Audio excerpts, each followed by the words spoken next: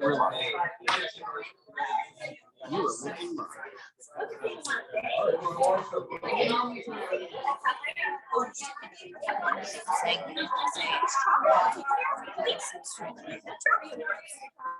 I probably got something.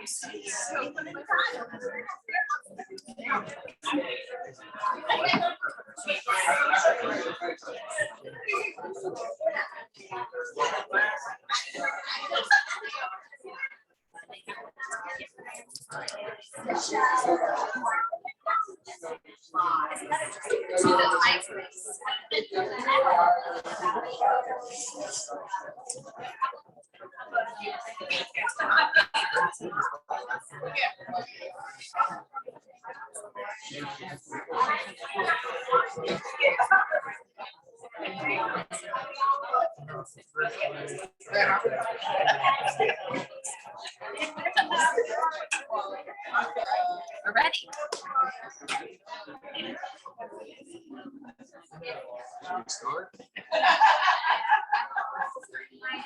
We're gonna get started now. If everyone can sit down. Thank you. That worked really well. Surprising. Thanks a lot, guys. We appreciate it. Sure, thanks for Very nice turnout. Very nice. Love it. We're very much looking forward to having a conversation today around your proposals. And then we've got some counter proposals for you guys related to the 7-8.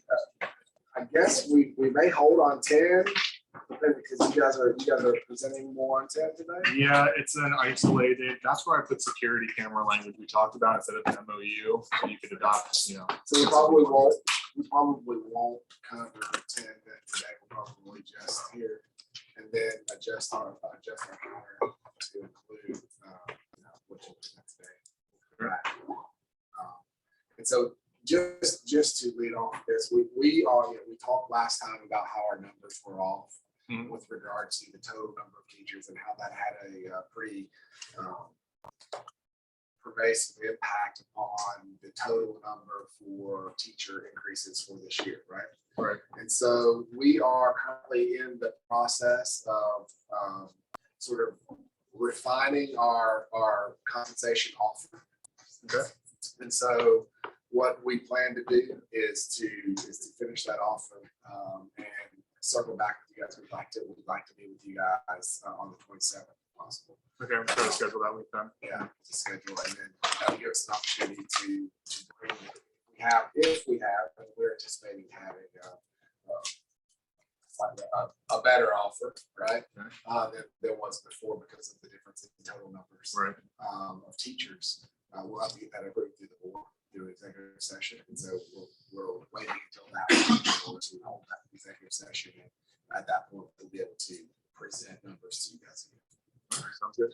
We're very much looking forward to that. And our goal, and Superintendent Kahan's goal is to continue to have a good relationship with regard to the SCTA and our other units. And so I'm trying to work together to get to the point where we all want to be, right? And, So that's good to hear. I think we have the same goal, continuing a positive relationship. I know we've had a lot of good labor relations meetings and meetings with the superintendent where things certainly seem to be moving along in different areas. So I think that's good to hear.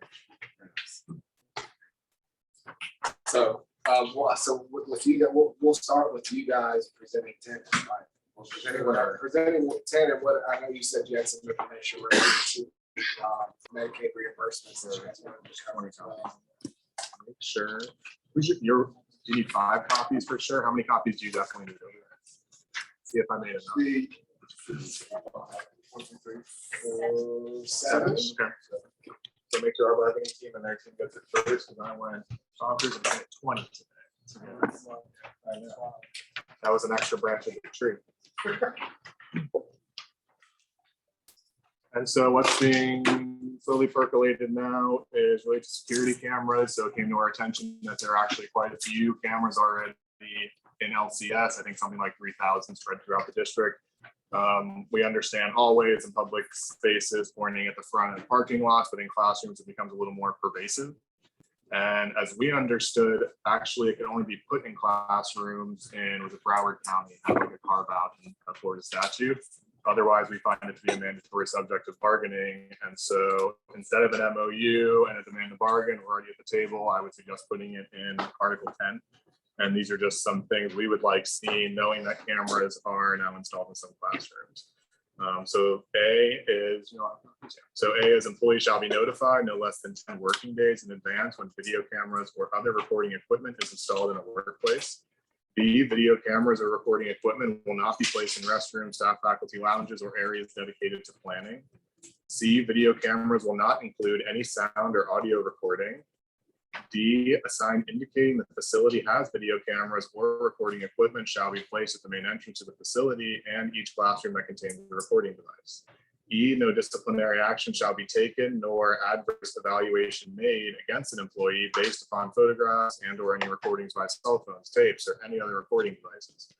Furthermore, the existence of such material, which comes to the attention of an administrator, shall be disclosed to the employee prior to proceeding with the district investigation. F, any recordings obtained outside of a teacher-student contact time cannot be the sole basis or an evidentiary foundation of an investigation. G, teachers are not responsible for maintaining, distributing, or performing any other work-related tasks with recordings. And then H, those teachers who currently have recording devices in their classrooms will be notified within 3 working days, and that would be a ratification. As you know, we had a meeting with John Hunker to talk about this, and he explained there were classrooms with cameras in it. And I was a little disheartened when I asked, would you at least notify the teachers? And he said, well, it's obvious where they are. So I took that as a no. And I think that's kind of the bare minimum, is notifying teachers. And so if they're going to be returning to classrooms already with cameras. I'm just looking to see if there's one in here.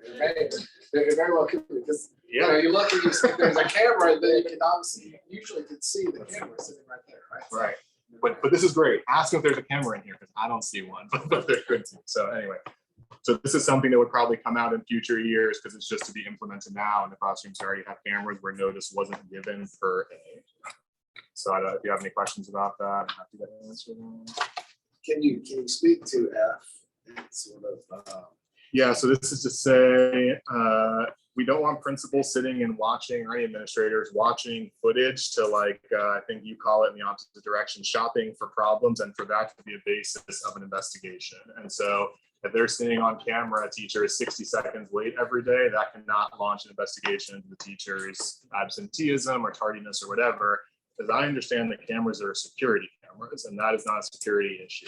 And so that's the point of this, is to keep it focused on security. We don't want to impact the security of, LCS, but we do want to protect teachers and other employees.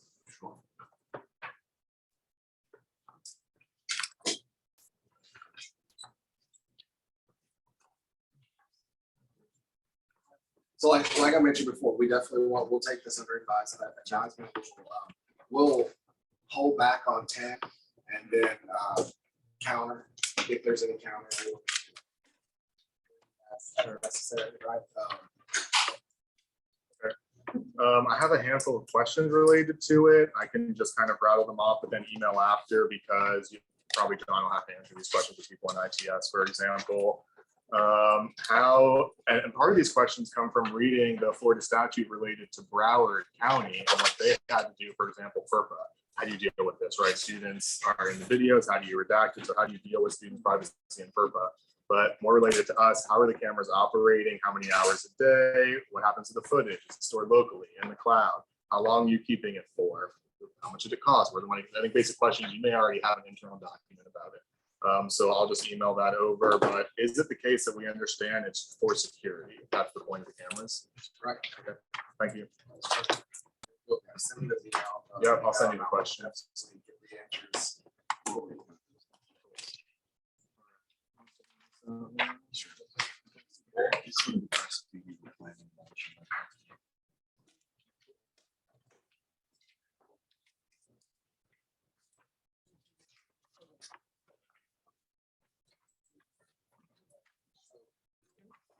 We've discussed it. It is more security, but it also falls under student safety as well.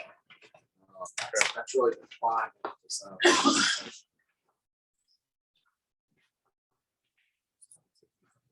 Student safety how? From who? How? Like in the classrooms, in the hallways, where is that the focus? Is just so that way, Right, so if there's an incident, for the most part, these have been, at this point in time, been placed in classrooms where we have public behaviors, right? And so what we're trying to do is be able to capture those behaviors so that at the end of the day, definitely not from part of the teacher, but as it relates to students, right? And so that's been the prime motivation for putting these cameras in place. And so maybe a follow-up It's not even question. been contemplated at all to use this as an evaluation. So I just don't understand the differentiation between security and student safety, because I think they're very similar. Okay, so We're just sort of clarifying that no problem. if you're not seeing student safety as part of security, then that's really student safety is sort of the broad motivation along with security. That's what we're securing as students. That's right. All right, they're the package, they're the football. And when you, I guess, for clarity purposes, in terms of how a site administrator might use the system, or is it more for the security system of the district as far as safety? Because as we've kind of shared, there's been some conversations about, possibly using cameras for, hey, you were half a second late for campus and whatnot. I'm sorry, I couldn't hear what you just said. Meaning that our administrators monitoring the cameras, and that's part of the one thing that was told to us by John, that it's not happening. So that's what we just wanted to make It's sure not that our it's intention for to monitor. everybody's well. Well, it's not our intention to monitor tardiness or attendance as it relates to our employees with these cameras. There's plenty of other methods that can be done. And the cameras aren't intended for that purpose, right? They're really for the purpose of safety, security of those students in those classrooms. And really right now, for those sort of problem areas, they're not district-wide. There are certain classrooms where we've had repeated issues, and those are the places right now that those cameras are being placed. I don't want to speak for him, but I'll ask a more pointed question. Is the idea that safety and security, whoever they're monitoring the cameras, and or principals are also sitting there monitoring the cameras? I guess that distinction. I'm not sure. And then- Who's monitoring. They have access, so principals have access Principals to have their access. site, I guess, right? Yes. For all the cameras in the school, but in Sure. terms of who's sitting there and Monitoring the monitoring safety. it, I don't know that anyone will be It's- like yeah. sitting there watching. They do 24 hours. Right. They get security and everything. So at the school site, principals have the cameras there so they can see. Okay. Okay, so this next article that's been passed, so this is related to annual contract teachers, and there are other districts in the state with this language. And so it's essentially related to kind of auto renewal if you meet certain criteria. So it says one, annual contract teachers will have contracts renewed for the subsequent year, provided the following criteria have been met in the current school year. A, receive a score of effective in the instructional practice portion of the evaluation for 2 consecutive years. B, received an effective or higher score on the student growth portion of the evaluation for the year immediately preceding the current school year. C, received no indicators marked unsatisfactory and no more than 2 indicators of needs improvement on the final instructional practice portion of the evaluation for 2 consecutive years. And D, received no disciplinary action more severe than a letter of reprimand for the current school year. And then 2 is annual contract renewal decisions will be made no later than 6 weeks prior to the end of the school year. So this, we think, can be very helpful to retaining teachers, knowing that it's removing a huge portion of the bias from individual principals per se when it comes time to renew. Not that we're accusing anyone of doing that. It's just that if you're a teacher and see this, it puts a lot more in your control that I can do this and I will get renewed. Okay, that's great. That's the district that supports this.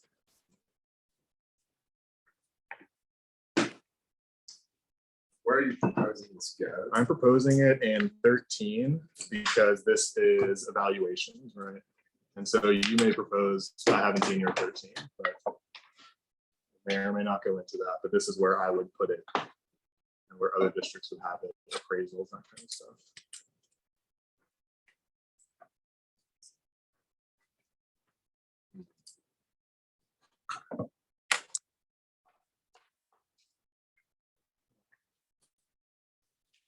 So I think there's just a short comment as it relates to this. I think that there's definitely some legal research that needs to be done here when the state went away from tenure and professional services contracts. They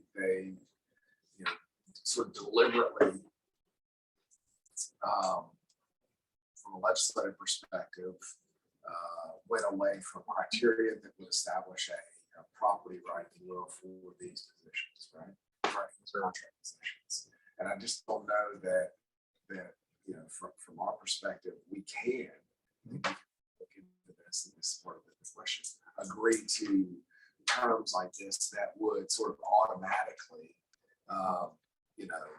guarantee future appointment. I mean, essentially that's tenure.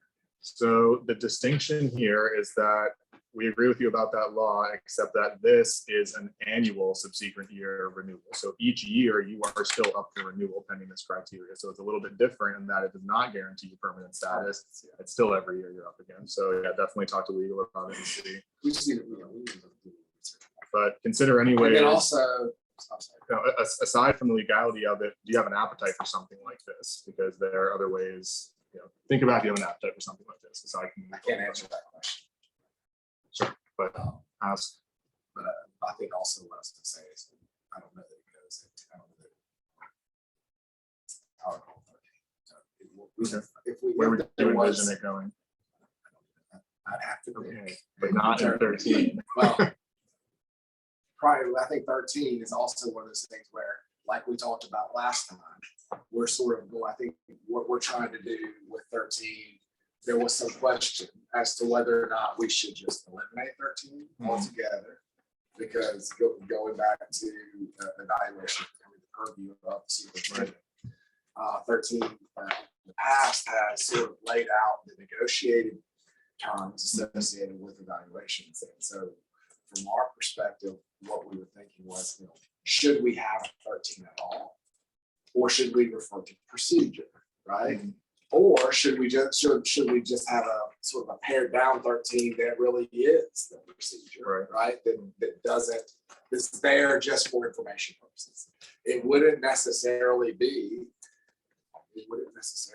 subject to bargaining. It wouldn't be subject to bargaining. It would, but we're sort of holding a place within the book just to be able to memorialize the procedure as it relates to evaluations. So we're planning on presenting that to you today, that language, and we can talk further about the impact of that language and whether or not we should include it in the agreement at all, or if we should just refer to procedure.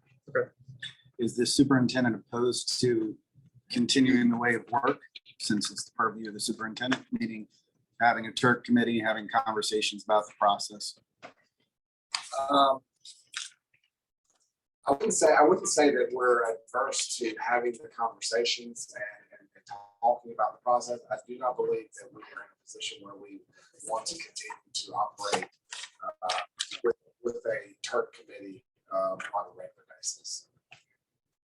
And I'll move to talk through that with the proposed. Really not even present. Just for the record, I think that the work that's been done with Shane in the department and the district has really helped us get a system that actually meets the needs of everybody and creates some clarity. You know, in terms of the process, we've been able to address things, and that's part of the positive thing about being able to work together and communicate, whether it was slows that were not master qualified or different things that were communicated out collaboratively. So as you put together your Article 13 ideas and decisions, I think that as far as instructional staff and employees, whether or not it's a part of the contract or not, they appreciate the fact that they're a part of the process and that they can bring those issues forward, because I think it's been mutually beneficial. So. So we'll cover that for sure. Last item.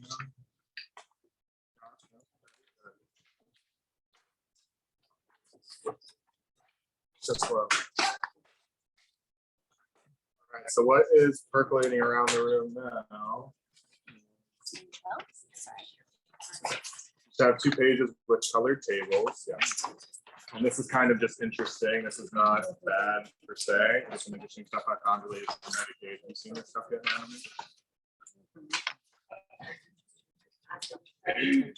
I've never seen this in my life. Right.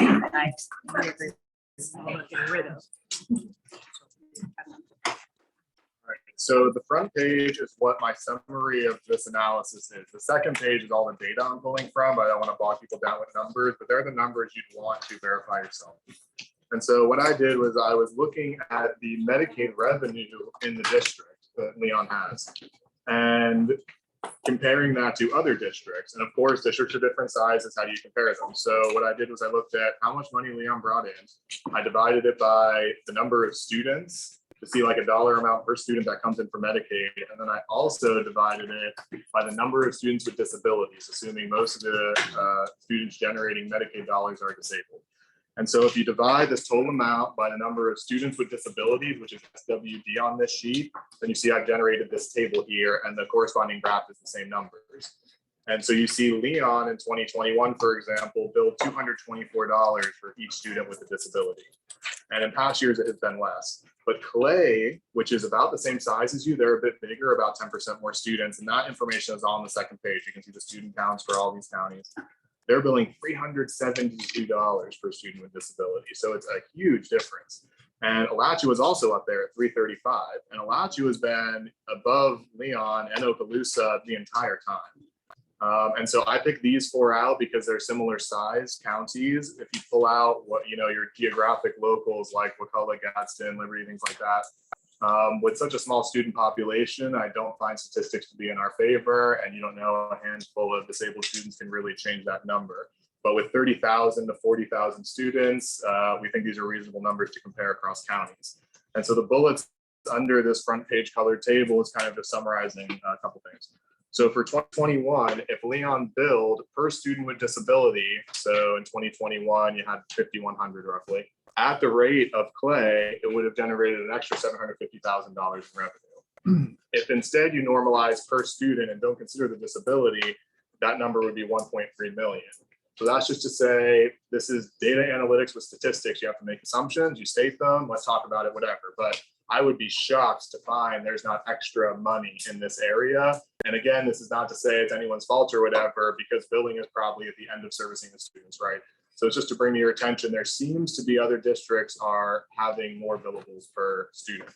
And so the big bold thing at the bottom is when we've requested to implement this ESE service provider, it's SLP OTPT supplement increase, that total cost with the 19.5% markup is $113,000. And so I can understand saying, well, even if it's $750,000, that money is not matriculated yet. We don't know what's going to come. But $113,000, this is not venture capitalism territory here. I think you'll pull in the $113,000 from that.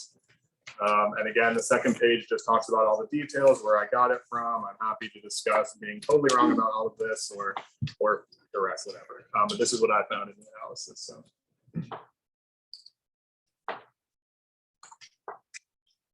this 113, is this based upon the full implementation of the Yeah, two-thirds and then the third, it's, I have the the numbers. here. tripling of the current, current supplement. It increases the current supplement by 2/3. So whatever dollar amount that is. So for example, psychologist supplement is about 4,300. And so the 2/3 increase is about 2,800. And there's 15 of them. Okay, so I did the math on this, and it's 100, a little under 113,000. I could send you my costing out spreadsheet if you want. Based on that. Yeah.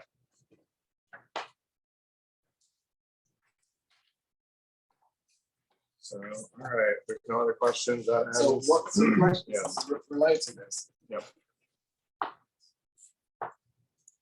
So you're pointing out that this money is essentially found money that's. I think left off the so. trade that we could go out. I think so, yes. So what is your proposed strategy for the district being able to attain this money? So if I were in charge of the district, what would I be doing? Is that the question? So I would be. What time is it? So first, I think, I guess what I'm saying is us increasing that supplement, all that does is pay those people more.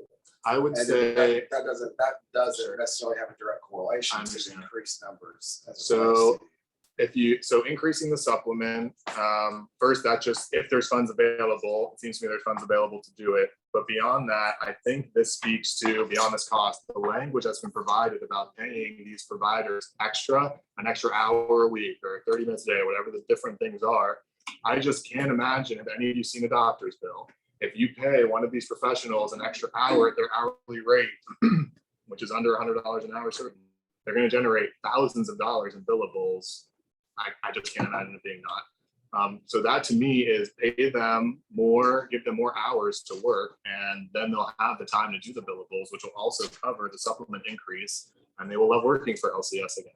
Is what- It's also language was presented for them not to have extra duties like teachers Right. do. So they can have time to do that and have plenty of time to do that. Because right now their time is The majority of them, the only ones that have extra duties right now are SLPs. 'Cause the other ones Correct. are- and also and the SLP population that they serve, that's the population that SLP serve is huge. So if they were all going to be having time to bill Medicaid, then the increase of funding would increase, and the funding would naturally increase.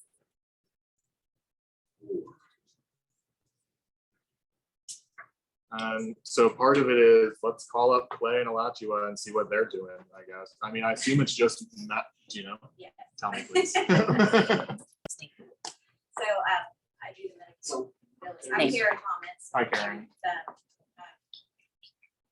oversee Medicaid programs here. So the first thing to note is that there's two programs, Medicaid programs that school districts participate in. One is the fee for service, which is what we all know. Child goes to speech, speech pathologist documents it, and then we bill Medicaid. That unfortunately is a very, very, very small reimbursement. About $3 for every 15 minutes when the kids are seen in group, because we don't access the entire amount like HMO, like a doctor working for Okay. HMO. The school district, we use our funds to pay for a portion of it, and the federal government has said, we'll let you access this child's Medicaid. But the school district's responsible for part of the cost, and Right. we'll reimburse you about 60% of that. Unfortunately, also Florida, we have some of the lowest Medicaid rates in the country, which is one big thing to work on and address, but that's beyond this scope. Now there's another program. It's our administrative planning program. It's a time study. That program reimburses at about 3 times what we get for the fee for service billing. So districts can kind of massage the way that they want to do things. We can't claim payments in both the programs. That would be like considered double Double dipping. dipping. So specifically, if you're paying for a person, if their position is being paid for 100% out of federal dollars, that takes Medicaid completely off people. So that's one of the differences with the reimbursements between county to county. Also, it makes a huge difference, the level of providers that you have servicing the kids. Say like in your nursing, when you're looking at your nursing reimbursements, if the district utilizes registered nurses in their clinics, their reimbursements are going to be quite a bit larger. And I believe in the case of, I think it was Alachua and Clay, this is spot on as far as the districts that I compare to. This, you were exactly right.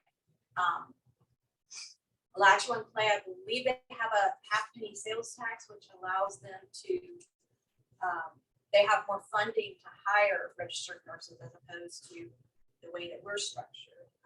Not that either way is better or wrong, it's just you're going to get reimbursed more. That's one reason.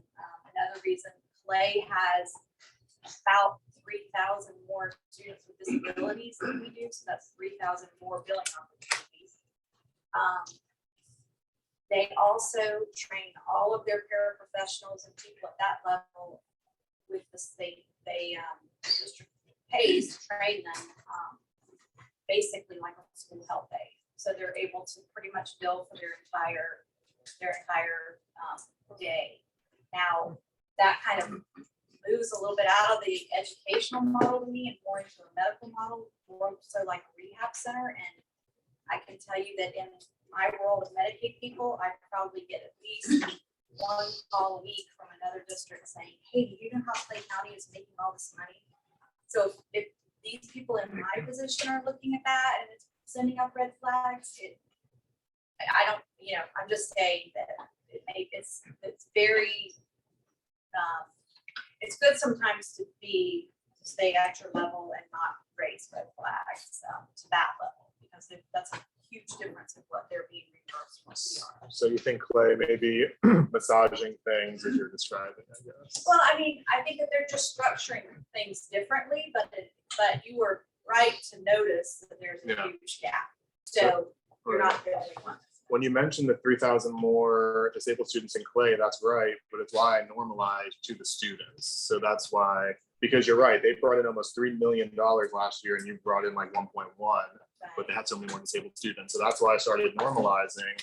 And so I think you're saying the way they're structuring it is just that in the same instance, when our employees are interacting with a student that can be billed, our employees are not trained the same as theirs, and a lot of times it's not billable. And the reason we're not doing that is just because the business model of the district is different. Right.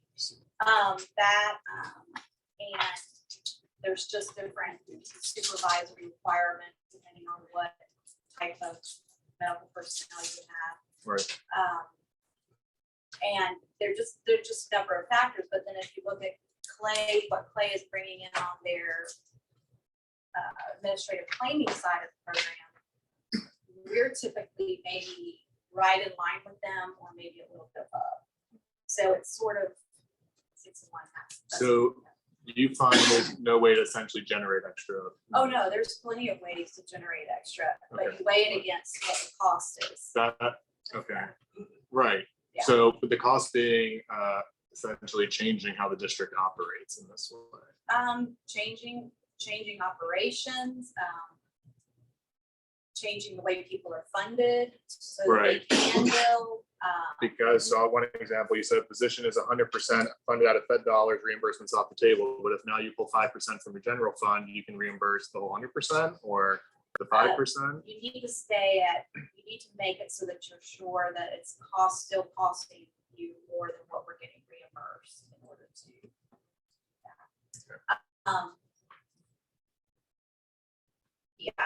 There are just a number of factors. I mean, I can't speak to how many, again, like nursing pays typically way lower than speech. Psychological evaluations pay more than any of those. So just where you want to put your and to get people to that level, the training that it would take, that costs the district quite a bit of money also. Sure. So we've had this conversation, we met at our last, like, you guys brought this forward. Superintendent Hannah. And we are digging into this, and I think that we wanted to make sure that we look into every opportunity, right, to the district. You know, obviously, we will have to weigh the costs associated with going after those dollars, but I think that we're definitely for behind going after those dollars if we can get there. You know? Sure. So help me understand one of my assumptions though. So is there situations where existing conditions, something has to change, more could be billed? It's just there's not enough hours in the day. There are, but what should be happening, what needs to be happening is the services are documented for IDA compliance and compliance in general. And then what I can get from that is just icing on the cake. As, you know, Getting the in billable. terms of, I mean, are there therapists out there that are just providing these services and not documenting them? Because then that's a different problem, because they don't have time to document. That's a good question to find out. Where is what is, you know, Right. Because that's like the lowest hanging fruit, because we're doing that already, right? And then I hear you about changing the system and the cost. I understand all of this. And of course, those are the things that we're looking into right now to determine, you know, are there individuals that are providing the services without doing the billing at all? Right. You know, and so that is the case, that we obviously need to find ways that we can ensure that we're getting folks on that. But keeping one in thing- mind, sorry, but keeping in mind also sometimes they may not be billing, they may not be submitting that documentation for billing, not just because they don't have time to do it, but it may be the case they have an intern. And when you have an intern, and the intern's actually the one hands-on with the child, then that takes, again, that's not a billable service. So it's just, That's part of restructuring maybe. Right. Sure. Can I ask, so can we talk about how long do these reimbursements generally, what's the time? timely filing, that Well, just in terms of how long between the time that we sort of file the required information between that time and the time we actually receive it? that is a short time between when I submit a billing batch and we receive reimbursement.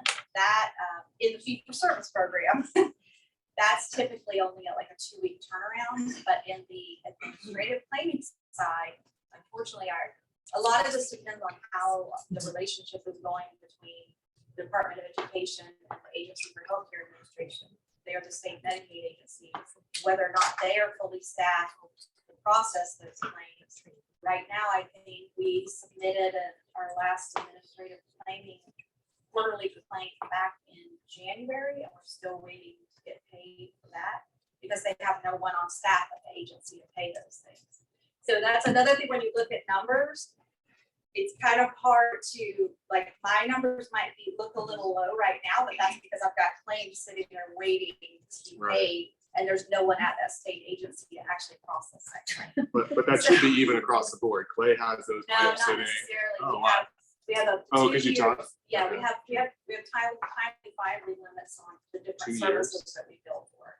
And we build in a delay with the fee for service, the like 15 minutes of speech.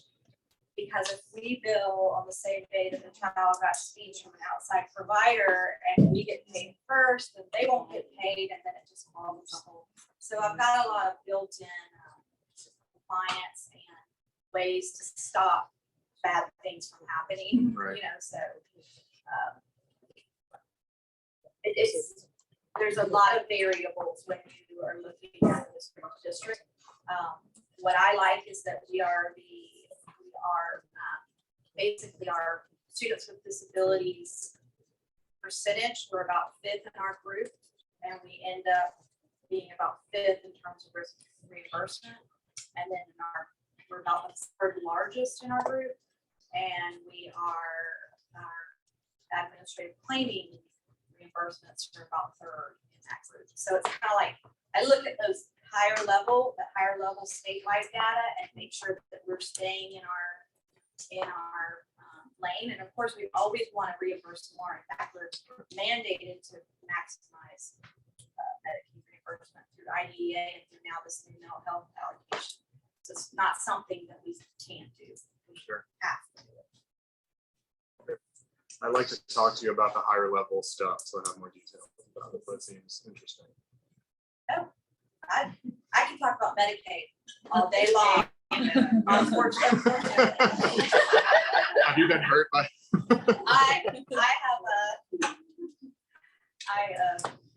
All right, so maybe you and I can talk offline about this, yeah. Here's my card. Okay. Give me a call. I'll come get it after, all right? Have I made a mistake gonna go here? Am I nerd about to out. lose hours? I'm gonna go nerd out with this. Oh, great, well, you must love the second page even better. I'll send you the Excel file. So just to follow up, I mean, Yeah. the superintendent definitely has an appetite to looking at these numbers and determining if there's an option. Right. Or an opportunity, to garner more funds, right? We are in this together, and every opportunity which is fine for additional revenue, we definitely want to track it. Sounds good. That was all I brought. That's all I got. We're going to start with,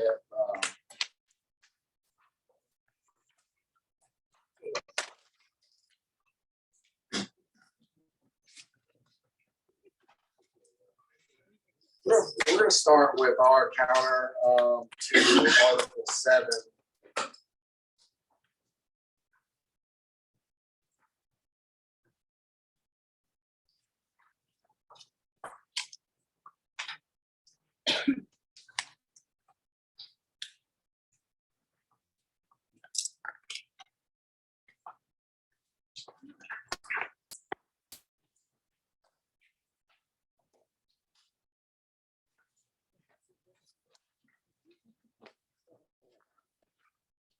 So essentially what we, just as you look at this, just so we can sort of calibrate on structure of this kind of proposal.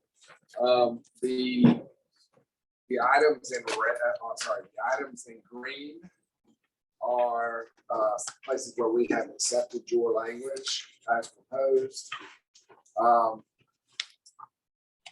The language is pulled from the article. So if we have not accepted your language and we are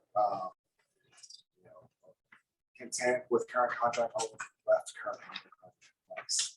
If we have proposed new language, sort of as a clarifying, it's going to be signified by the underlined red and cross through at the current contract. Okay. So as you can see, there's a good mix here. At first, as we go through 7.01, 7.01 A2, we had no problem with your changes to the terms of employment. We do want to keep the current contract language where you guys proposed negotiating versus discussion. So as we go down, we're fine with the employees' pay shall be increased proportionally at their hourly rate. It's the way it's the current practice. In section 3, we're content with the current contract language. Also, as it relates to planning, we once again are content with current contract language, primarily because we have Brooke Bruner here today to help talk about pre-K issue, but we do see pre-K teachers as being elementary school employees, so they are inclusive of the language that is currently in place. And we feel like the current contract language is sufficient at this point in time. We recognize that there is at times issues at the pre-K level with those individuals being able to get all of the planning that they are required to receive as part of the contract. And what we are planning to do is to take action to reiterate with principals as we go into the fall, the need, the necessity to follow the contract as it relates to planning periods for pre-K teachers. Brooke, do you want to speak at all to the uniqueness of those pre-K teachers as it relates to planning? I sure can. I have observed several pre-K classes as well as spoken to our teachers. I understand where they're coming from in terms of their difficulty to access their degree planning and lunch. Oftentimes, so the way that our pre-K classrooms are set up is at minimum, there's a teacher and a parent. In classrooms that are inclusion classrooms, there's a teacher and 2 parents. And when those parents are in their classrooms, they typically have adequate supervision in order to take a planning, for example, during nap time, when the students are napping, the parents are able to supervise the children during nap time. Sometimes it's a site-based decision to pull a para for other duties. And so that's a conversation that we need to have with principals to ensure that those paras are staying in the classrooms to assist with supervision. In terms of, are we only talking about planning right now? We talk about that. Hey, that is one of my concerns that you brought up, because when the pairs are there, it is easy to get a break most of the time during planning. But I've said this to you before, Brett, I think when pairs are out, we don't have anyone in the classroom. Yeah. And it presents safety and then contract, but I mean, the safety of the kids first, but then we also will be missing planning. Yeah, That that's definitely something we recognize, specifically as it relates to these pre-K classrooms, right? So, you know, the pre-K are somewhat unique in that manner, and it creates, when the parents are there, or not there, so when the parents get pulled, it does create potential safety issues. It also makes it almost next to impossible to do the Yeah, planning. it's crowd control. Right, so that's something that we are planning to reiterate, and Brooke has got a full-on plan of action as it would to present to principals so that they have options for dealing with this issue. But as it stands, we feel like the current contract language is sufficient, and that, you know, we can ensure that those individuals are meeting the criteria set within the contract under the current language. So does that include, I know we're talking about pre-K right now, but for ESE as well, because their parents, if they are not present, there's no subsystem and they don't have resources for them as well. But those students have dollars that are tied to that individual that's supposed to be in that room. So could you speak to what that could be? It is very simple. It is very simple. And our plan of action is to address that as well. You know, for the most part, the polling of parents should be a last resort. Yeah, like we've talked about on numerous occasions here in the last couple of weeks. We've got more than 500 subs in our subsystem now, and you know, we admit that there are days, you know, the Friday before 3-day weekend, you know, the Friday or the Monday after, sorry, the Tuesday after a holiday, when we have a lot of people who are out, and then on those days it becomes very difficult to have a high fill rate. But in general, our fill, so just across the entire semester of last spring, our fill rate was between 90% and 95% for subs. So, you know, those are normal days. It is the one-off days that really get the most attention, because those are the days people want to be off. They can't get up, right? But you know, those not on those days, it also becomes necessary to have to pull paras and pull others to cover classes, and you know, that's something we're aware of, and we're working to try and solve. Does that Does your 95 plan, I'm sorry, Does that 95% fill rate include when pairs are shifted around the district? You're just talking about a call-in? That's just, that is information that's pulled out of Frontline or ASOP. So it doesn't take into So it account doesn't take it when into account when a it's school filling shifts outside. people around. So if an absence was put into the system and it was filled outside the system, then it counts it as a no fill, right? So it would count against us, right? But if an absence was put into the system and, was pulled for, they call it sub, and the sub showed up, it shows up as a fulfilled assignment, right? I guess there may be times whenever teachers are not putting those absences into the system and they're being handled internally, that also would be captured. But what we're trying to do is, and I think all of our principals make it a part of this as well, is try not to have to utilize those individuals. They all got jobs to do. So when they're absent, is part of your plan to include subs for those ESC classroom pairs when they anticipate being out? Because it becomes a dangerous situation for not only the children, but the teachers and those around them. And then not even to mention the lack of academic loss. At this point in time, we don't have any plans in place to set up a substitute system for parents. But that High is, need pairs, So sorry. high need pairs. Well, I guess I can understand your argument, right? I'm just saying that as of this point in time, that's not something that we've done. And that, I guess that's something we can look into. so if a para is out for FMLA all year, that's just an unfilled, If they're out on leave of absence, then we are able to fill them. that's happening. On a temporary basis. But the positions aren't always filled. They sometimes can go 3-6 months with it not being filled, which then negatively impacts the students and And the then the ability of the teacher- teacher to go ahead and meet the needs of students. So And So- again, the so- safety. Yeah. I mean, our goal is to always fill the position. Sometimes there are external factors that impact whether or not we're able to fill those positions.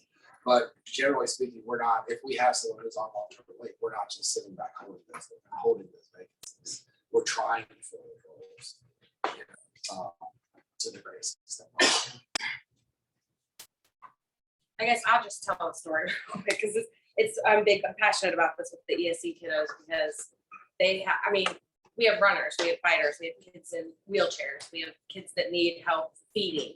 So if we have a para out, and especially like if it's a teacher and a para and that's it, and the para's out that day, this happened to me years ago. A runner ran out of the classroom. I have 12 other kids in the classroom. What do you do? I call the office, but they don't know the kid. They don't know it's pure chaos. And imagine if you were the parent of that kid. That's just where I feel like we really need to look into something and have something in place for when those parents are out because that's not an isolated incident. Right. A child did run and ended up in a 6th small somewhere. And that had happened in middle school where they ended up in neighborhood pools. And parents are down and there is no sub for them. So that might be something that Rockingham might consider having an appetite for. It's just one of those areas that we do not currently have a structure in place to address. But as you guys bring these things forward, we're definitely can look into that as an option. And yeah, I think because I know I've had different administrators, and some are more than willing to go and ask people to help you, and some go ask your teammates for help. Well, no one wants to give up their help, Right. So if there were a universal thing throughout the county where everybody knew this is the protocol, that would at least be beneficial. Or at least for foreseen absences. and I think that's the same even with the substitute system, because not all administrators utilize it the same way. And so there's a consistency issue when it comes to filling those. What do you spots. mean by that? You want to speak to?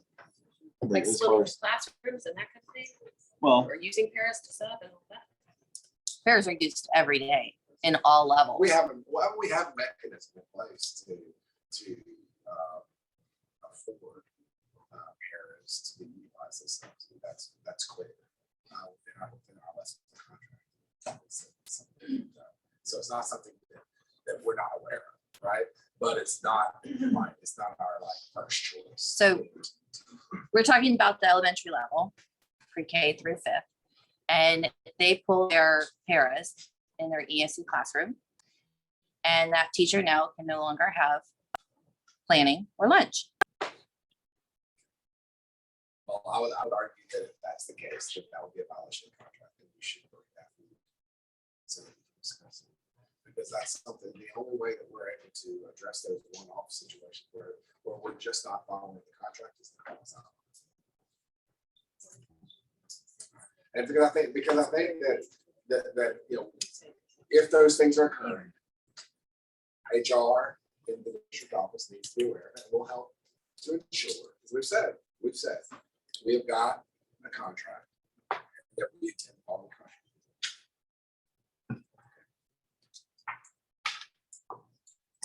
It is what it is. We've agreed to that, so we can't have a practice in place that is directly contrary to that. Right, so when grievances start being filed. I'm not asking you to file. I'm not asking you to file. Right, I'm like, Avoid that. I'm asking you to work collaboratively with me okay, in the labor office, right? first To half, let us know when this is happening, so that we can address it with that. Okay.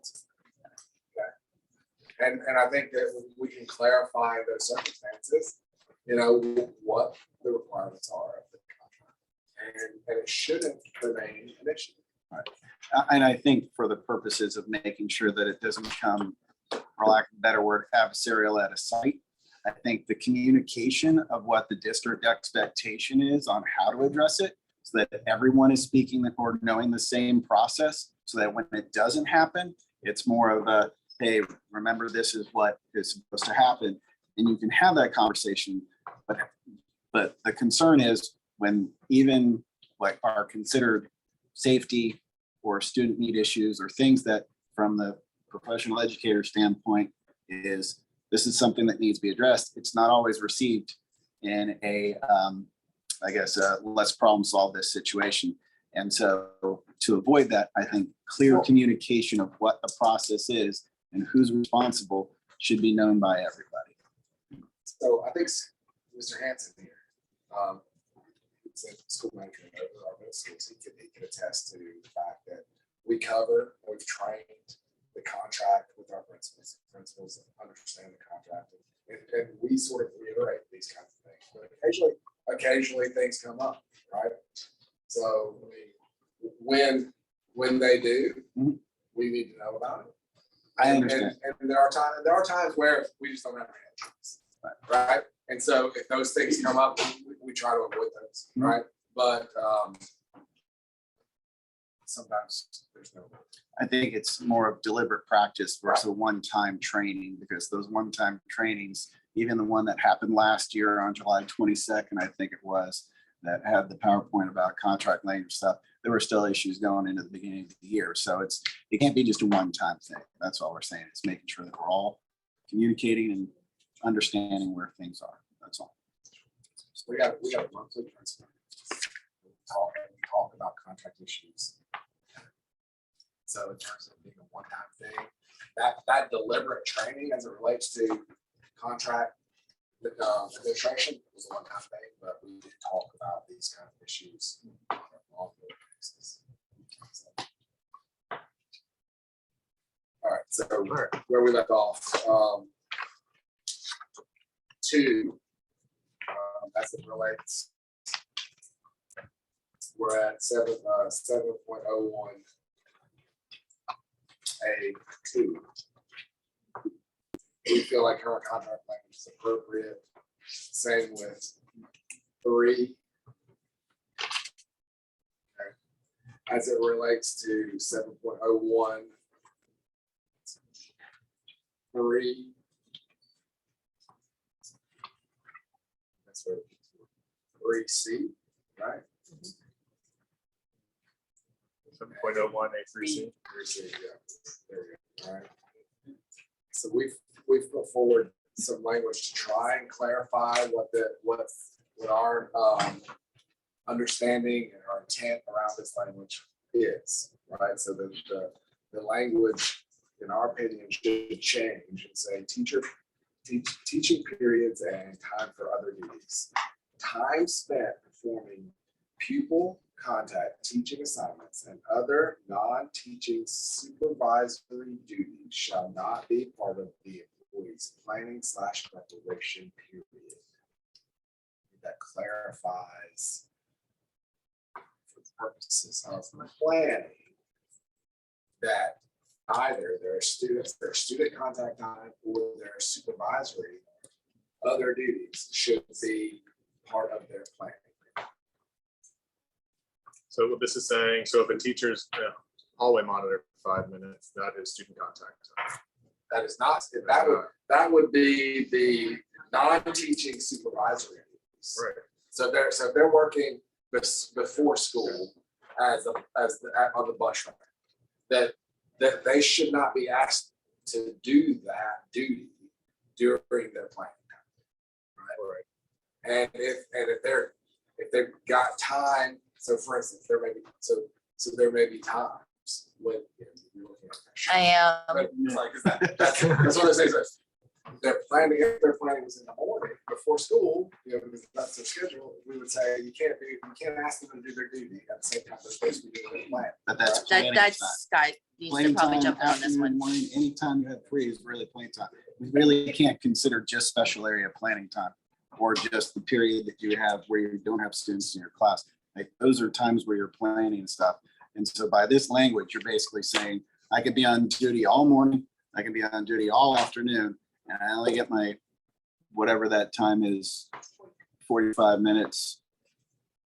What we're saying is that the intent of this is to say that we're not going to ask you to do the other duty during your designated plan. So there's some of our planning happens in the morning.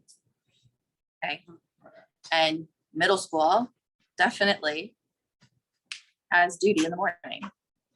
How does planning happen this morning? I report at 8 o'clock and I may not necessarily have duty that day, but would pick up the kids at 8:20 or 8:25. That would be planning time for me, where I'm on the clock. No, elementary. 8:15. Oh. 8:15, we show up and that's our planning from 8:15 to Are 9:20. you an extra hour? No. 8:45 is. We work more than we. Yeah, Everybody knows that. 8:45. Okay, 8:45 to 9:25. So we have to acknowledge that, That's not planning. we have to acknowledge that there are times schools for That's clear. That's going back asking as for far as we've clarification. had schools, we've had to watch kids at schools, before school and after school, while they're being picked up, right? And so there are times during the day when we have designated planning. There are times during the day or week that we have duty that is not considered student contact time. And so what we're saying is that during your pupil teaching student contact time, the time when you're supposed to be teaching them, your 300 minutes, right? We're not going to ask you to do your planning during that, or and we're also not going to ask you to do planning or to do supervisory duties during the time that's set out for your normal plan. So Does that quick include question. IEP meetings, the MTS meetings? This is and- where I'm going. No, that's fine. No, you're doing great because the issue really becomes you won't guarantee 4 out of 5 planning is independent. So that means typically you're called for an MTSS, some IEP, something's going on. You're getting called into all kinds of meetings during the week during your planning time.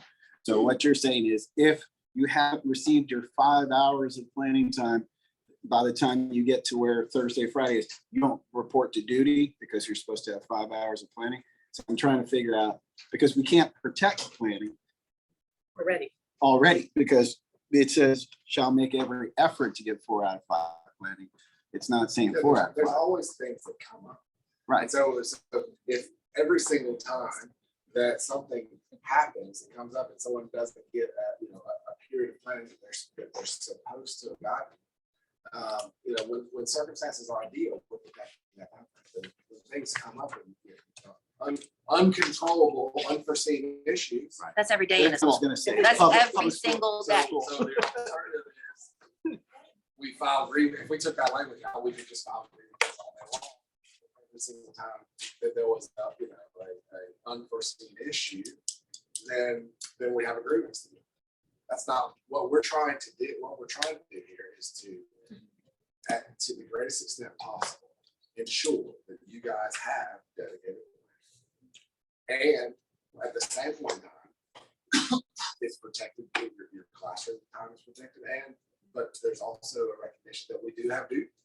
It's always been part of the teaching job. So I have two things. The first one is a duty. I understand what you're saying regarding that the expectation of something on county schools for teachers to have some duty. However, it's very inconsistent across the county. Some principals are amazing and working outside the box and getting, paras, getting even the bookkeeper, the front office staff, faculty, even themselves working those duties in order to minimize the amount of time that teachers have. In other sites, teachers are required, their rotation of duty or their permanent duty is significantly higher, let's say at school A versus school B. So having some consistency there would be appreciated. You also said that in the outlier unforeseen moments of our planning to be taken away, that's kind of like oops, an oops daisy, and it's not common practice. But the problem is that common practice is happening when teachers are consistently having to be pulled for IEP meetings and TS meetings. So it really does boil down. So, when you're asking other teachers to come to your meetings, and some of them are having to come 3, 4, 5 meetings weekly or monthly, it's not an unforeseen thing. It's a common practice. So there's two things. So the first one answer is, how are you going to regulate morning duties, afternoon duties? And the second one is, how are you responding to my common practice? You see the difference? Would that clear? Not really. Okay, so I'll explain the morning duties. Some schools think outside the box to minimize the amount of teacher duty time that we have. Other principals do not think outside the box and require significant amount more time of teachers outside of their classrooms performing duties. So how do you propose regulating that so it's more consistent with the principles that are creative versus the ones that are a little less flexible? As you know, we have site-based decisions. And that those decisions. Then let's take the best practice and put it in the contract and just outline it. Be done with it. I know that you guys don't like site-based decision making. What That's gave you not that an issue idea? At all, but we have to have site-based decision making in order to be able to deal with the issues that come up at the school based on their independent. True, but we do need a minimum standard of best practice. Yeah. It's not. I think we already do that. But if I could add something to what Patty just said about her second point, about things that become a common practice, especially for like the middle and high school level, when it comes to testing, schedules are invented year by year, test administration by test administration, and sometimes you may be proctoring, and you've lost whatever plan the time you had. Yeah, it's period by period. So if nothing was happening during that period, you were proctoring, you don't plan. And it happens again and again. And sometimes those same people are full of proctor. It's like you almost kind of want to mess up so they won't use you again. But it's like, but then other people are being utilized for study hall, and they can, even though they have students, they're able to still kind of get a little. I think that those are the kinds of circumstances that we want to try to address, where principals or administrators are deliberately going out and repeatedly scheduling you to do different tasks during the time. Right, but we have to also, so those kinds of situations are there, right? So we want to avoid those kinds of things at all costs, but the one-offs that happen are the things that we can't really control. That's why we have to have some flexibility as it relates to this. Well, there's no flexibility in the staffing plan. The staffing plan is a staffing plan. You can shift things, but the staffing plan is a staffing plan. So the thing is, some things are rigid and other things you're asking for some flexibility in how things happen. The issue is that as someone that's under this contract, whether it's school A or school B, they should still have the same amount of planning time, lunchtime, things to get their job done, working conditions. And those things that are outside of that, that we're talking about, that are not one-off issues, those things need to be, that we're just asking to make sure that they're clarified, to not have like that wiggle room. So I think this issue, the language that's been proposed is an attempt to try and clarify something that's an issue. As you're aware, this very issue is subject to a arbitration that's supposed to happen out there, right? So, what we're trying to do is to nail down an understanding. It is very, very well established past practice that we have supervisory duty. That's part of your teaching day. It's also well established in another article that we have 300 at the elementary level, 300 minutes of instruction. Right? So what we're saying is instruction time is not the same as duty time. And that we'll get that stuff, we'll get that side of that arbitration. But what we'd like to try and do is resolve this issue moving forward, at least have some understanding as to how the contract is intended to work. Can't get there right now. We can obviously, you guys can talk about their contract language, and we'll let the resolution of the arbitration determine this. But we definitely understand where you're coming from. It's just a basic. Well, the basic disagreement means that if you're not able to perform the duties of your job while at campus in the time that you're supposed to be there, that means you're doing those duties outside. So the point is, the working conditions should allow you to do your job in the time frame of your job. I would argue that you guys are, the teachers are exempt employees, just like I'm an exempt employee, just like any of the people that are up here are exempt employees. That means that when you have work that you're not able to get done during the hours that you're assigned at school, then you have to take that work and do it at other times. That's the nature of an exempt position, of a professional position in our society. We've talked about it before. You guys, it's not an hourly position. It's paid hourly. It says hourly in the contract. It's got a lot of hours that are talked about. All our time is divided up. So we can agree to disagree. We'll move on to the rest of the article. So, anyway. We definitely can't agree to disagree. I just want to, we see teachers as professionals, just like all of us.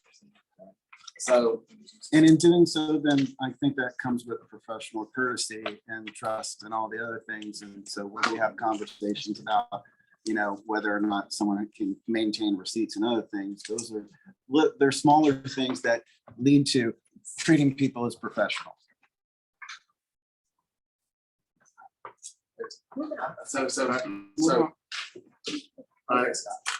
I have a question. I think you're right that the arbitration will settle it. Right.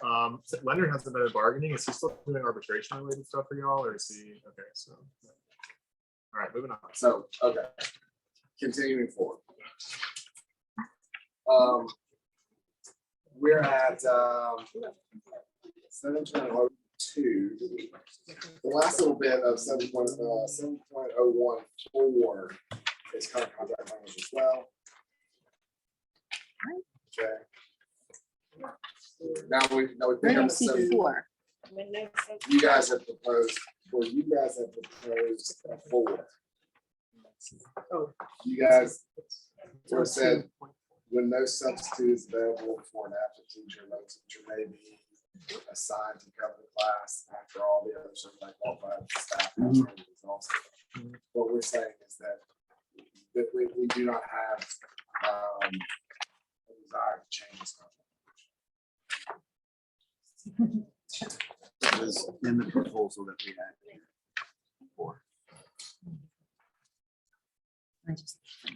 We're responding to your proposal. Which is why it's not on here. 7.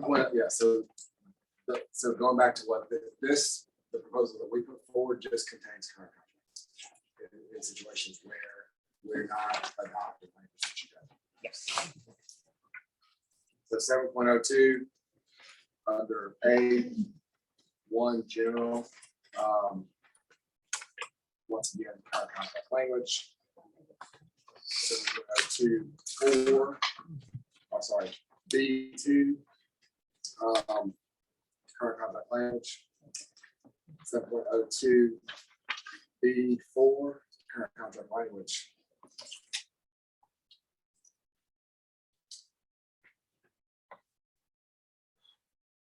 7.02C. This is something we don't see as feasible, so it's kind of contract language. That leads us to the next one, which is 7.03.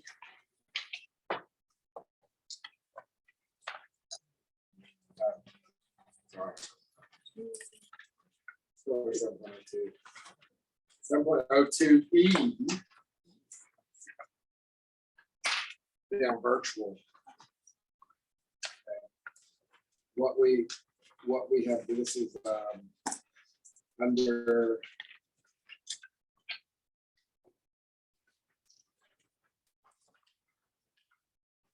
position responsibilities. You guys have proposed language where it said the district will provide a computer capable of maintaining a high-speed internet connection for their entire virtual class. We felt like that was confusing. It reads as though they're required to provide the language that you eliminated was at their own expense, right? It reads like they're supposed to provide a computer for every member of the class, like buy them a computer. So it's just not real clear. So what we're saying is that we agree to this language. So the district will provide for the use of a computer capable of maintaining a high-speed internet connection. That's supposed to stop there. So this is not good. So scratch for their. Scratch for the entire class.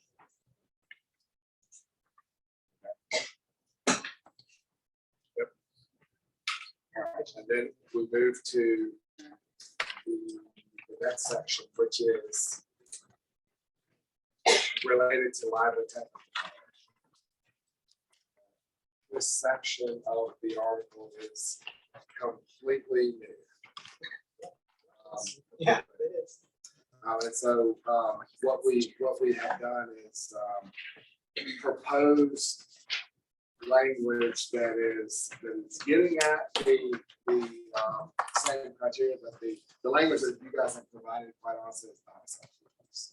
And so, though we do see a need for an area that is addressing lively technical college, and so we have Shelley Bell. Shelley Bell's here today. Shelley, do you want to walk through these individually? Yeah. I think the first one, number 1, compared to what you guys had with 1 and 2 before, you got the one I saw had a draft with number 1 that had the teachers voting essentially on their calendar. Program specific calendars to be created in conjunction with the K-12 calendar, and they would do that during planning. We have to submit our calendar for instruction almost 12 months in advance to the feds because we receive Title IV funding. So having teachers decide if they want to be on a 4-day or 5-day instructional calendar doesn't really work for us. So it's like saying during planning, I'll use welding as an example, let our welding instructors decide if they're going to be 4-day or 5-day, but we've already had students registered for the 6, 7, 12 months prior. So we took that out. The other thing is we're clock hour. So making sure everyone understands that we do take the district calendar as kind of an idea of when we start. The December day usually throws us out. If you know, we can typically get close to 540 to 600 clock hours done in a semester. And so sometimes we do have to back up. For example, my nursing program starts next week, my full-time teacher. And they will get paid hourly plus planning for any day outside of that 196-day teacher contract. So we just want, number 1, to basically read that employment at Lively Technical College, they understand that it is not a traditional payroll what's the amount of time that you have, that you say for hourly is needed and planning? Is there like a hour or amount of time that we're supposed to be receiving more planning? Or is there like anything as far as that contract goes? We have our, we Right, our teach it. teachers get, on average, I think we did the math a couple of years ago, was they get well in excess of what a K-12 teacher gets by doing a Monday through Thursday, and then now I'm taking outside of the nighttime. Yeah. Those are hourly teachers, but during the daytime, having the 6 hours on Friday for planning, I think is in excess of what probably our The K-12. contract get. calls for 5 hours. No I'm less just than, Yeah, no less than. No, like, right. yeah. So less than Most 5 stores hours. are gonna get So they're gonna 6. sell.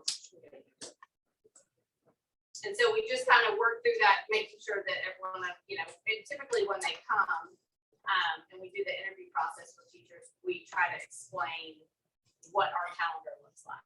Now, if you're a nursing instructor, fingers crossed, we're at the mercy of our healthcare facilities with placements for clinicals and things like that. So that oftentimes they'll have their regular day and then the nighttime hours or the weekends when we can get into clinicals. So we want to make sure they understand it's the 196 day that they will get that contract. Now, sometimes we have to swap out a planning day during the year and throw that on the end, but our teachers aren't shorted on their planning.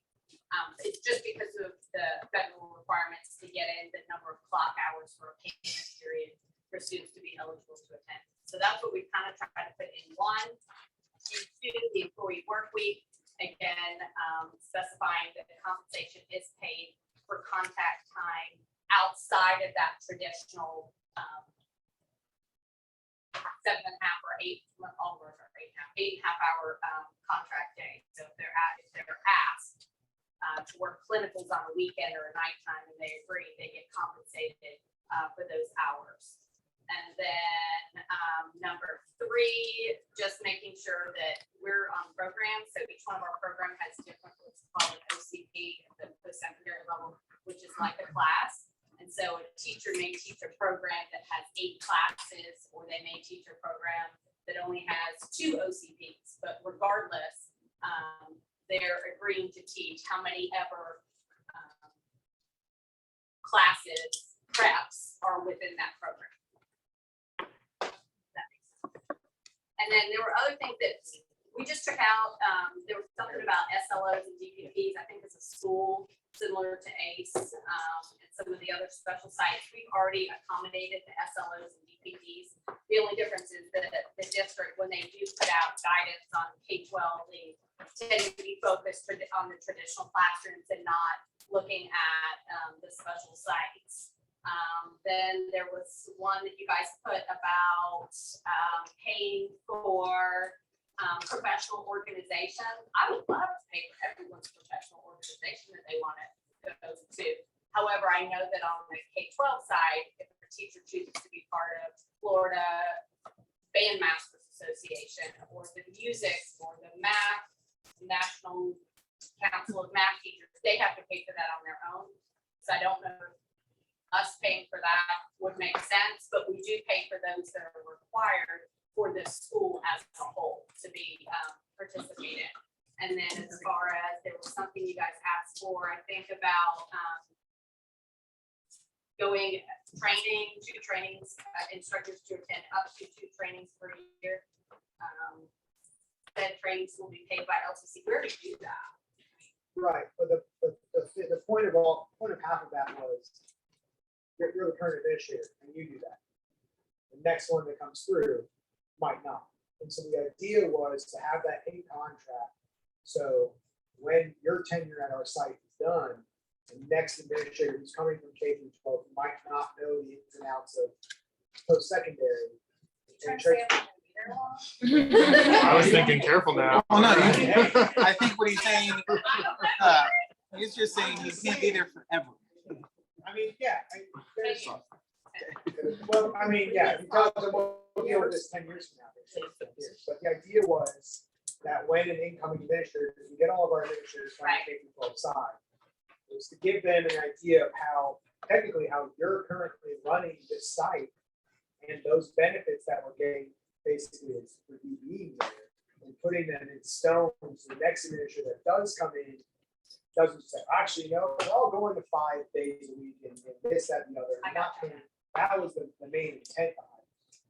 So,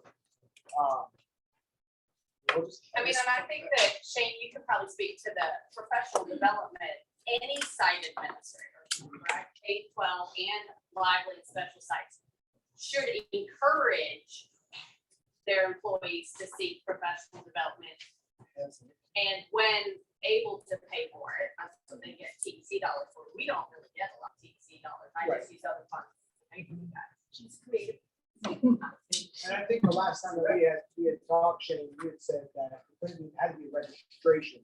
So I said, because the fees, whenever I read it, I talked about the fees. Right. Because especially with the grants that we utilize, and most of the budgets that we have, we can't pay membership fees. So it goes back to what Shane was saying. Whenever I was a math teacher, and I was a part of National Math Teachers Council, I had to pay that fee because it's a personal membership, it's not a school membership. If it's school membership, so school membership, they pay for school membership. But we also said registration. But when I said it's get with your organization. Correct. Because your organization will start charging registration fees and membership fees. And we pay registration fees on that. Well, the bottom line on this whole thing, this situation is that, you know, these aspects of your language have financial ties to. Yeah. And so this is not something that the district has the desire at this point in time to commit to long term as part of the contract. If we were to agree to the language that was set forth in this proposal, then essentially we're tied down to that financial commitment for the foreseeable future. Right. Because it takes an agreement between the two parties in this circumstance to take that language out. So in the circumstances where we don't have the money to pay for that, then we'd still be forced to do so. So under current circumstances, when, you know, she's so obviously has the ability to pay for things for you guys as needed and to make accommodations, but we aren't willing to tie it. If I'm not mistaken, Lively's funding though comes from workforce development. So our funding is a little bit different than, we're not pulling necessarily from LCS budget, we're pulling from workforce dollars, that's our funding. So we're not trying to change language at a second, but with the possibility of just saying, as long as it's coming from workplace, our funding source and not LCS, it's cool, but once it's LCS, it comes back up for negotiation. It's still, if the agreement through the contract is with LCS, the commitment is with LCS. So that's why we're not, no appetite to make this. Maybe workforce dollars, the workforce dollars is still LCS dollars. Lively's not an entity all on their own. They're following their own dollars. So, I actually Yeah, remember we've got previous certain rules. conversations of, well, she's got certain rules that she follows with workforce, but you still can't go outside of what the rules for Leon County Schools are. I think it's fine with rules. I'm just glad that you guys have a section that now speaks to libraries. I will That's say, taken a long time to get. quite so- so, right? Don't have it. We don't quite have. We don't quite have it Okay, yet, you're so- saying it. So we have to, so they're taking what we're proposing. and Yeah, we look at it. We'll see what we can So come. you're even considering it. There you go. There you go. All right, 7.03 in-service activities. As you can see there, we've accepted some of your language in A, the deliberate practice plan, and then the elimination of the paragraph in B. All right. Related to the use of compensatory time, we, in all of the is.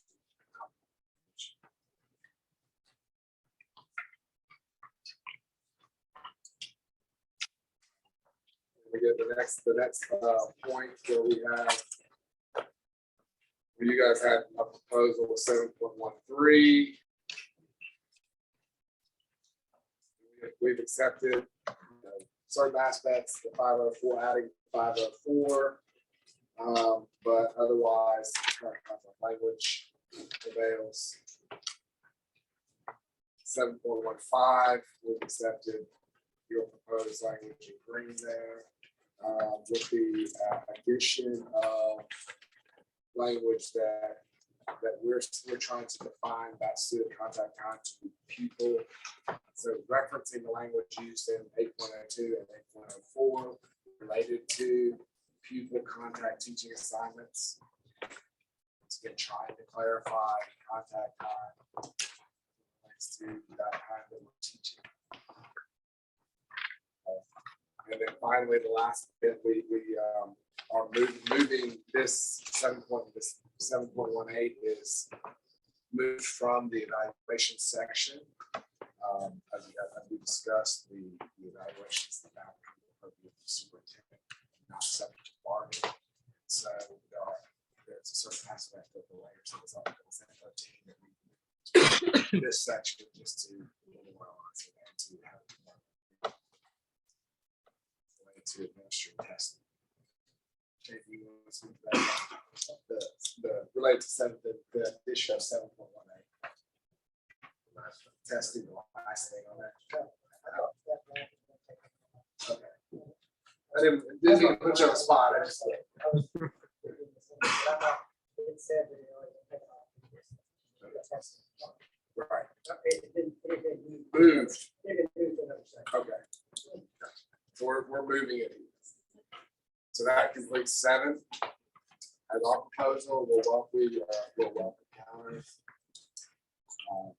to the parts that we propose. So the next piece is 8.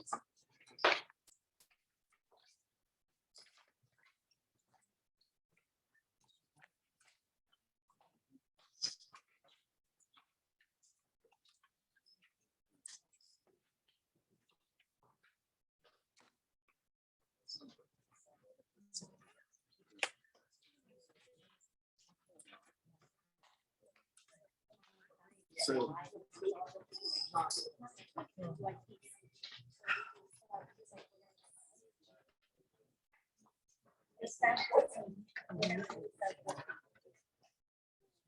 As they're passed down the papers, could you just speak to some of the concerns that the district has about the compensatory time issue? Is there? we have no I'll let you desire. kind of settle it. We've got no desire at this point in time to expand upon the compound that's already memorialized in the contract. We don't feel it's once again, going back to the stance that teachers are exempt employees. So I think it's actually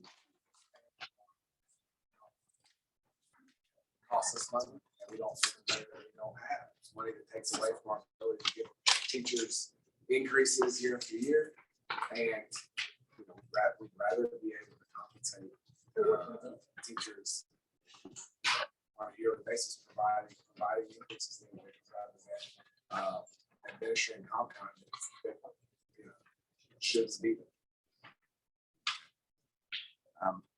So that was for that particular part. Now to the ESE and our 504 providers and everybody that's going to deal with that. There was a lot of information that was taken out that talked about accommodations to do the IEPs and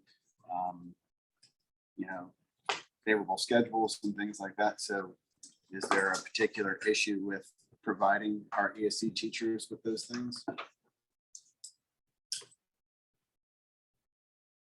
The confines of the contract as written is what we first stated as it relates to we feel like the additional time, the additional compound, especially just adds to the obligation of the district, which keeps us from being able to afford to to our operations. So, Okay. and I guess in terms of that, not being able to afford it for operations, I guess the idea is that you want to keep current because it meets the financial needs of the district when this language is intended to meet the student needs by the instructional staff. And so as we try to meet those needs and address that with language, I guess what I'm hearing is that the district doesn't recognize that need or. Yeah, 714.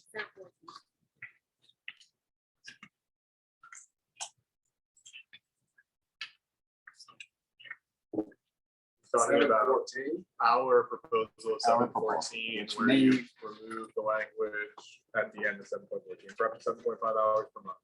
If the substitute teacher cannot be provided or secured, the employee will be compensated at their hourly rate for time worked outside the standard workday for IEP 504 plan preparation for up to 7.5 hours per month for an ESC teacher, for up to 10 hours for OPPT, SLP psychologists for compliance. Ready for the options.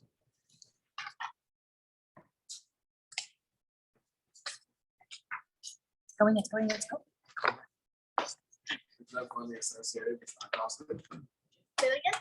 There you go, There's funding no is- funding associated with this, it's not costing. To do.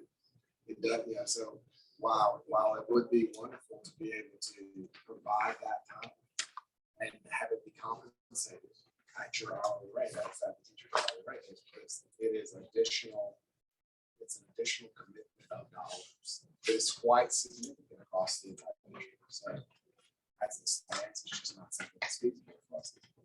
Does this tie into this additional billable money though generated by SLPTs?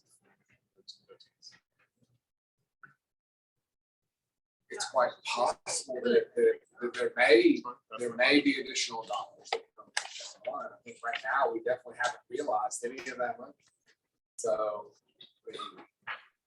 I'm not saying that should we be able to capitalize on that money for the future, that this is dead set of this ever having, but right now, we don't have any additional funds associated with this. And so to commit to this would be financially responsible.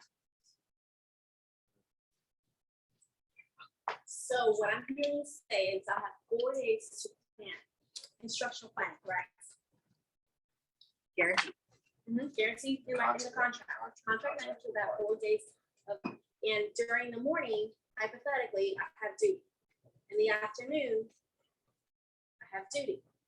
So when do you expect me to do IEPs? And according to this, every effort shall be made not to interrupt instruction to provide IEP meetings. When do you, I'm welcome to all suggestions. When If do your you parents are suggest there. I do IEP meetings and IEP prep time. Keep in mind that most IEPs take between 2 to 5 hours to prep. Mhm. I'm asking a proposal. So you're professional. Mhm. And so just as other exempt employees are professionals, we work to get a job done. And At so the it does, cost of the kids. no, the cost of the kids, we're all professionals, we get our jobs done. So But it's it even gonna does- cost the kids instructional time because I will have to have the kids be instructed by others or provide them busy work in order for me to provide 5 hours of one IEP. So I have to sacrifice that instructional time, or I sacrifice my personal children's time by staying 5 hours extra and working either on a Saturday, skipping their soccer games, volleyball games, whatever. So I either sacrifice their children, my mental health, or my students. I get it done, but I hear what you're saying. Get it done at the cost of my families or my students. What I'm saying is we've all chosen a career, right? We all have a career, right? And so my job requires work outside 40 hours. I was professional, just like you're a professional.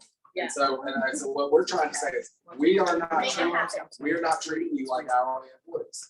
You are not an hourly employee. But there are some You work to get a job scenarios. done. Just like every professional that's out there. It's That's compensated part for of their the- professionalism. We are currently not compensated for the professionalism of the time we put in. I I understand just- you're saying that we're not salary. hourly. We're correct, you say we are salary, but that salary does not match currently the workload that we are currently expected and what legally, and if we're talking about SLPs, and Sarah isn't here, SLPs can't get a sub. SLPs cancel their classes because I can sacrifice some education for my students. I can go ahead and sacrifice their education, but SLPs, I can give them subpar education, but SLPs have to cancel their sessions, which now puts the district at a risk of getting sued or going to due process because they are not meeting their IEP requirements. In order for them to provide the IEP prep time and be provided with the IEP meetings. It's just a thought. So I mean, I'm sure we can negotiate something. The other thing, there's plenty of instances where principals are working with speech language pathologists and other ESC providers to be able to provide them time within their work days to be able to do these things. It's just something that we're not, Absolutely, you're absolutely right. Again, creative principles. Yeah. but we're not in a position where we are willing to pay hour for hour and treat those into like every teacher out there in the entire district is a salaried employee. that Not works every in their teacher job. does IEP meetings. Not I every agree, teacher But does to an IEP. single those folks out and decide to pay them hour for hour for additional time work, it is opening the door to a financial commitment that we cannot. So I want to comment on, Brett is saying you're exempt employees. I think everyone in this room is actually an exempt employee, which what the federal government has said, and many of you, they don't know what that means. You're exempt from minimum wage requirements and you're exempt from earning overtime, is what that means. And so, like Brett is saying, I work 16-hour days sometimes. We work till we get the job done, right? But the difference to me is that, I'm not picking any of you, those exempt employees' paycheck is a bit different than your exempt employees' paycheck. Just a tad. And so that's why you don't see me like beating them over the head here, because that, it's not, you are exempt employees, what they're saying. The idea is to get, say that again? Say that again? Career choices. All You right, wouldn't be anyway, here if it wasn't hold for on. teachers. So the point to me is that We want our great as teachers. an exempt employee, right, we want to get your salaries higher because the federal government has decided you're exempt employees, not Rocky Hannon on any. And so this is why it's like beating a dead horse. We've got to go with the salary to compensate for exempt employees. The bottom line is that whether we're exempt or we're hourly, there is a reasonable amount of balance between how many hours you put in beyond the workday and what quality of life that you have, and then balance that with the mass exodus of teachers leaving this profession.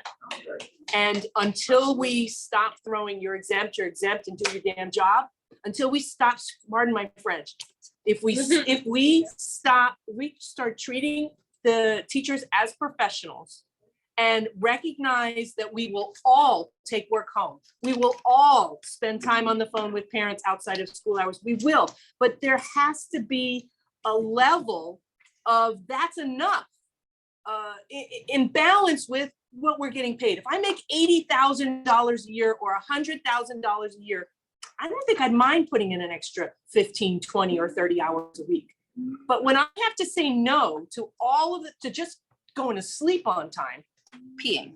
going to the bathroom, Working second job. and safety of children paramount. Absolutely. Every teacher in this room is going to do whatever is necessary to make sure these children are safe. But at the end of the day, when patterns emerge, we have to, at this table, compensate our teachers, regardless of what name you give it, exempt or not exempt. It's a matter of respect.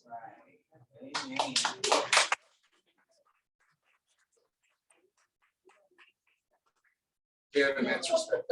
In The your bottom words, line is- in your words, this is true. Well, okay, so if I could snap my fingers and make us all make $100,000 a year, I would do it. The fact of the matter is, we don't receive the funding from the state to make that happen. We have, and we can, just like we talked about at the beginning of this whole episode, we have committed at least $6 billion to teachers. And we are looking at scratching and clawing for every red cent that we can to provide to teachers, right? But you have a very large group of teachers, right? And a very limited resource, right? And so we 100% appreciate everything that you do and how difficult your job is, because it truly is. But it boils down to, that is the nature of your job. It is very difficult. So, And so we do our best with the resources that are provided to us to be able to give teachers raises and to be able to really compensate them. But we can't afford as a district to pay hour for hour for every moment spent doing a professional job. I'd like to address just a couple of things. And I don't know if, I know this isn't the intent, but how other people perceive it. When you say that scratch and claw for every cent, but yet then there's a policy going forward to hold 1 month operating reserve within the general fund balance, then it seems disingenuous to folks that every scratch and claw is taking place right now, because the piggy bank looks more important than the person. I'm not saying that's the case. I'm saying it's real easy for folks to take that as the perception at that point. So in an environment where inflation is out of control, the price of goods is out of control, and we're one hurricane away from complete catastrophe, we want to have the ability to pay our people for at least 1 month. Understood. And then that 1 month, that's what that raise it. When we talk about go back to the amount of money that's being proposed to the board, the emergency fund, if you will, is to protect the livelihoods of everyone in this room.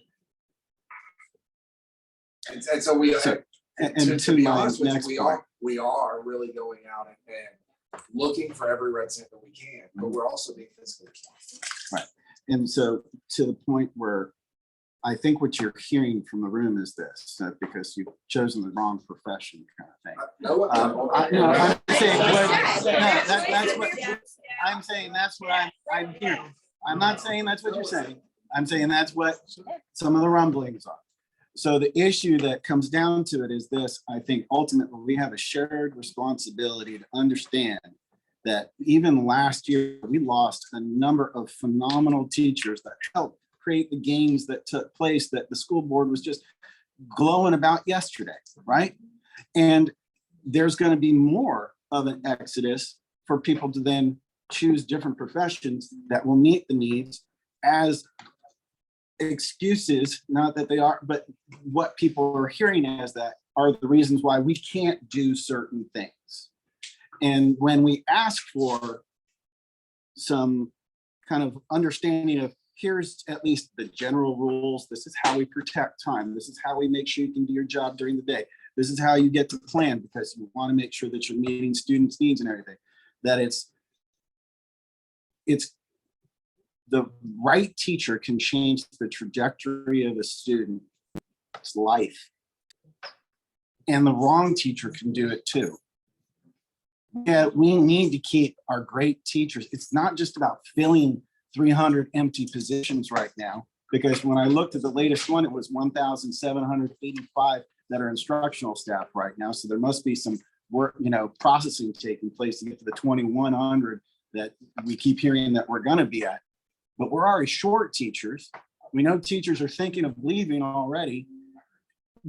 So then the whole point is, when someone says, this is what I need to do my job, and it's not, here's a compromise, here's how we move the needle, it's just no current contract language. It comes off to the individuals in the room that do the job, that serve the students, that give the talking points for people to glow about the public and media, a really bad taste in their mouth, because they're not seeing the movement. It's words. And words do not pay bills, and words are not where they want the respect right now. So I'm just trying to let you know that's kind of what I'm hearing. I know it's not the intent, but we've got to do a better job of finding at least a way to move that needle so that people feel that someone's at least listening, whether it's ESC or others. So we have these huge proposals that all have very definitive financial impacts. And like I mentioned, we've gone round and round, trying to find ways to be able to put together a financial package for teachers that recognize the hard work that you guys put in, challenges that you face. And, you know, at the end of the day, I admit those challenges are immense. And the reality is we do have people that are leaving the profession, but we have the resources that are given to us by the state based on the number of students that we serve. And we're in a situation right now where we have students that are leaving. We have, you know, shrinking enrollments. So thus limited resources. So we talk about really large commitments in terms of money to teachers. You got a big pile that we're planning to spend over here for increases for the year. But then also built into all of these proposals are, you know, numerous medium-sized piles that are, you know, when added together, far exceed what we're able to do just for the increases. And so at the end of the day, we can't accept all of the proposals that have this very large financial impact and do other things as well. All right, so what we're trying to do is continue to recognize the professionalism of teachers. And guys, this is not, you know, there's no one in this room here that will be here for working teachers, okay? But at the same point, we have to recognize that we have to work together to solve these problems. And there are certain programs in which we work, right? And one of those is that that was the people that are in this room, the teachers that we're talking about, they're professionals, right? And so as it stands, you know, they work 196 days, they get paid for the time that they work 196 days. And we will try to continue to increase that as we go forward. That's our effort. If we can control the funding, we give it all to them. But we don't. First off, I hate it when we all sit here and say, I work harder than you work harder than I do, because we're all here for one reason. I love everybody. I had a daughter-in-law that was a teacher. She left the profession, but I know how hard she worked. I went there on the weekend with my grandkids, and she was doing grading papers on the weekend. She was elementary school, so I appreciate that. I had teachers that were my mentors, but I know y'all work hard. I work really, and I can only speak for me. I don't speak for anybody else in this district. I will, you know, do I work harder than you? No. Do you work harder than me? I would say in a different way, you probably do, because I wouldn't sit in front of a bunch of. I mean, I don't have that. I don't have that personality. I mean, but I recognize that, but that has nothing to do with who works harder or who doesn't work harder. I just want to know. You just know, I know y'all work hard, but I sometimes, me personally, like I said, I can't speak for these. I'm not sure people appreciate how hard I work too. So just know when I work, I'm working for you. Y'all can ask anybody. I mean, if I can find a penny, I'm going to find a penny. And I wanted to talk about Scott and the you're bringing up the fund balance thing. Now, it doesn't say, what it says is our goal is to have one month. I understand that, okay? Because you may not ever always have 1 month in there. I'm not going to give the whole spiel because I'm numbers and the financial person, but we do have to have a certain amount of money sitting there because something could have, I don't know how many of y'all were here, some of you were, some of you may not have been born back when we had the big collapse. We lost like $10 million in the middle of the year. I'm not saying that's going to happen. I hope and pray to God it doesn't happen. But that's not why we're not giving money for teachers. I can assure you, if I can find money that the superintendent comes and says, you know, we have to sit, but there are things that have to be paid, things that have to be budgeted for. We have to pay our utility bills, we have to pay certain things, so I guess I'm being very impassioned, I'm not normally like this, but I'm not your enemy. I'm doing everything I can to work with y'all to come up with solutions. I can't look at things in here as a financial person, knowing what our budget is and say, oh yeah, let's do this. I can't. You can ask them when we sit, we look at stuff, I'll look at it and go, well, let me see what that costs. See if I can cost it out. So I just want to say, I think we got away from where we were here. We all of a sudden now it's us against y'all thinking, I think we need to get back to what we're here for, is to negotiate the language. May not agree on it. You may come back and still not agree, but that's nothing new, right? Isn't that what negotiations is? You go back and forth. But I just had to say that I think I'm feeling a little, maybe I'm getting old, maybe that's it. I'm just feeling like we're not where we're supposed to be. We came in here to do. We came in here to negotiate. I know I just shocked you. No, I knew that's what we came here for, I swear, that's why I should. We all have to look at the way that we think about the way that we manage our own personal finances. There's the things that we want to do. There's the things that we have to do. We've got, as a school district, a lot of those things that we have to do. There are obligations to the students, right? And so we have to do those things that you have to do, and things that we've got no choice, right? So when it comes down to how much money we can allocate, in all of these areas, we've got a lot of different plans. And teachers are absolutely, but we have to recognize that they're out there. All right, and we're doing our very best to try and figure out for our less political employees and our 1010 employees. A new who are- district who are positions. all after those resources, right? And they're all players. I think we need a caucus, but I know bargaining is nearly over and you've got some articles. We're gonna stop. Is this your last one We to passed present? out 8 though, right? We passed out Did 8, we even so get- I can finish 8. Essentially, where we are with 8 is that we are proposing our contract language a little clean. with a little cleanup here. I would lay it out to say, a lot of what was listed in your proposal for 8 centered around ESE, caseload limitations, and other items as it relates to our special area folks. And I think that what we'd like to do is maybe open up and talk, have some conversations around the potential of really designing a section of the contract that is specific to those individuals. Not those individuals are part of the unit, right? But the reality of those positions is that they're significantly different than our normal advisory teachers. And so as it relates, we'd like to at least start a conversation around how we might be able to set up different parameters around those individuals as we.